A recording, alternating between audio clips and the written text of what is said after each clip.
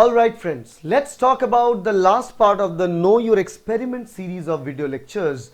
And we've been talking about the Griffiths experiment, Hershey's experiment and Urey-Miller experiment in the last 3 videos. Now in this video we are going to close it up with Meselson and Stahl experiment done in 1958. So from 1928 to 1958, the year 30 years, 4 groundbreaking experiments have been done that established multiple facts as truth in the field of life sciences. And Meselson and Stahl experiment is one of them. So what Meselson and Stahl did as an experiment is to prove the nature of DNA replication. Because earlier in the Griffiths experiment with Hershey-Chase, we know that DNA is the genetic material, and we also know the idea of horizontal gene transfer. But we never know how exactly the DNA is duplicated, because we know one thing, that if one generation needs to donate its DNA to the next generation, it needs to make a copy of that to keep that copy to itself. So definitely whenever the transfer is being done from one generation to the next generation, they definitely involve the process of DNA duplication, which is also known as DNA replication. So what happens here in the DNA replication process, in Meselson and Stahl proved the idea of DNA replication and what type of DNA replication is actually true. And an example for such, earlier than Meselson and Stahl, it was known there are 3 types of model for the DNA replication, because we need to know how exact same copy of DNA is produced. And the answer to that, the 3 separate versions of the DNA replicants. One is that, let's say this is the parental DNA. From this DNA we can produce the new strands of the DNA. So definitely one process says that this is the version where parent DNA remains as it is and new DNA, which is red in color, is formed. Another situation says that the parental DNA is remain as it is in both the strands and a new strand in each case is formed. Another theory states that both parent and both the strands, they have mixed match components. So something like this and also something like this. So it's a mixed version of both the strands are found. So these are the 3 separate models prescribed in terms of explaining the DNA replication process. So this first term is known as the conservative model, because in this case you can see the parental strands, both blue colored are the old parental strands, kept as it is. In the second type is known as semi-conservative model, because in this case one of the strands kept as parental, the other strand is new. And the third one is known as dispersive model, because in this case it's a mixed or mosaic model where there is no rule of keeping any strand as parental. Every single strand has both mix and match component from parental strand as well as the new strand. So which among these 3 is actually the right process of DNA replication? We never know that until Meselson and Stahl cleared that out for us in 1958. The experiment conducted was very clever to find out which model is true. To understand this process, what they did is that they conducted the experiment with the help of E. coli and transferring the process and allowing the DNA replication process in E. coli. So what they did is what we normally know, E. coli can replicate very fast because it has the generation time of only 20 minutes in lab conditions, so in optimum conditions. So what we can do, we can check this one very much out. But the easy way to think is that the first primary thing that they need to think before doing the experiment is to distinguish and differentiate between a parental strand and a new strand. So what they did is that they can easily tag the bases, because the bases are nitrogen rich. So what they can do is they can tag the nitrogen with heavy nitrogen, right? So N14 is the natural nitrogen and N15 is the heavy nitrogen, radioactive form of the nitrogen. So that's what they are going to do. So what they did is that they took one set of E. coli, they took this bacteria, they cultured it in the heavy nitrogen medium. So they culture it, this E. coli, for heavy nitrogen medium for many generations to make sure that this E. coli receives all the heavy nitrogen and incorporates all the heavy nitrogen in the DNA of this E. coli. So once all the heavy nitrogen is incorporated, we make sure that this E. coli contain the DNA material with N15 or heavy nitrogen only. Okay, so we call it heavy nitrogen containing DNA. Now, after this process is done, we know all the genetic component of this bacteria is tagged with heavy nitrogen. Then what we did is simply we transferred this E. coli into light nitrogen containing medium. Now the question is how exactly we supply a medium with light nitrogen or a heavy nitrogen. Meselson and Stahl can do that with changing the medium. Generally the medium that supplies the nitrogen, ammonium chloride for an example, or any other version of ammonium salt that can supply nitrogen to the E. coli, and we can tag that medium with heavy nitrogen for transferring it.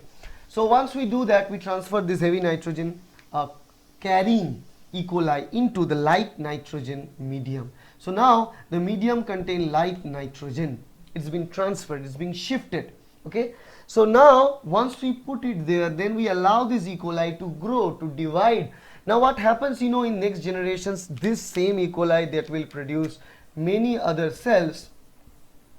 Now in all those different E. coli cells, what we need to study, what we need to figure out is to find out their genetic material and to run gel to find out their exact pattern. And not only this can be time consuming, like looking at their DNA, breaking the DNA, looking at the sequence, because at 1958 it was not possible to look for every single individual of E. coli and knowing their sequence and finding out, because if this experiment has been done this date, it will be far easy, but it was not the case. So what they did is they need to find another way to figure out whether the DNA that is present in the E. coli carrying heavy nitrogen or carrying light nitrogen. That was the biggest question that they had in their mind, because they cannot check their DNA sequence back then. That's why this experiment is far intriguing. So what they figured out is very simple process known as cesium chloride gradient centrifugation. So this centrifugation process is cesium chloride concentration gradient centrifugation. In the concentration gradient centrifugation, like, it depends on the weight, density gradient, sorry, not concentration gradient, it's density gradient centrifugation. So what happens in density gradient centrifugation, the one carrying higher density will settle bottom, the one with lower density will settle on above the higher density. So what happens, you know, you just take this centrifuge tube and you put the cesium chloride, and cesium chloride will follow and form what is known as a gradient. Let me show you the gradient formation. Looks something like this. So from heavy to low, this is the idea of cesium chloride. It can form this gradient. Now not only the cesium chloride forms the gradient, but cesium chloride along with any other molecule given inside, they will also find that same gradient and will settle based on their own density in the cesium chloride gradient centrifugation. Okay, so that's what Meselson and Stahl is going to do. So what they did, they are going to extract the DNA. Simply they break the cell open. Okay, they agitate the cell, they break the cell open from this medium, and what they did, they load it into the gel. But before that, while at the very beginning when they are growing the E. coli in the heavy nitrogen, they also take the DNA from this E. coli and run it with the gel. So let's look at the actual steps of the process. The first step, while they are growing the E. coli in heavy nitrogen medium, they are also extracting the DNA from there and checking with density gradient centrifugation. And what they found out is a pattern like this in the heavy region. Pattern in the heavy region only. There is only one band in the density gradient centrifugation, that's in the heavy region. Now what they will do, because you know this heavy region band you can also observe in the gel. Okay, so that's the first thing regarding the heavy nitrogen. Then they transferred it into a light nitrogen medium and allow them to grow for next generation. So after that, after first generation of division, they also take the DNA from there. They also took the DNA actually from there, and they run again the same process of density gradient centrifugation. And what they figured out is that they found two separate band, one in heavy, one in somewhere less. Okay, now they allow this process to continue. So they allow this E. coli to divide and produce multiple generations. And then after 2-3 more generation, they again break the cell open, took the DNA, run this centrifugation again. What they figured out? Earlier they got a band here in a heavy. They also got a very faint band in heavy now also. Then they have bands in there, and now they are finding a band here. So earlier they got a band in heavy, then we saw L, so let's call it M, medium, and now they got a band in light nitrogen content. So as we know, this is from heavy to low, so the same thing we can check with this changing time of the experiment. So at the first point where we know all the DNA is tagged with heavy nitrogen, we got a one band in heavy. That's justifiable, fine. So that's justifiable. Parents, this is heavy, all the part is heavy, justifiable. Now the second time when we transfer it to the light nitrogen carrying medium, and then after one round of the division, what we found? One heavy, one medium.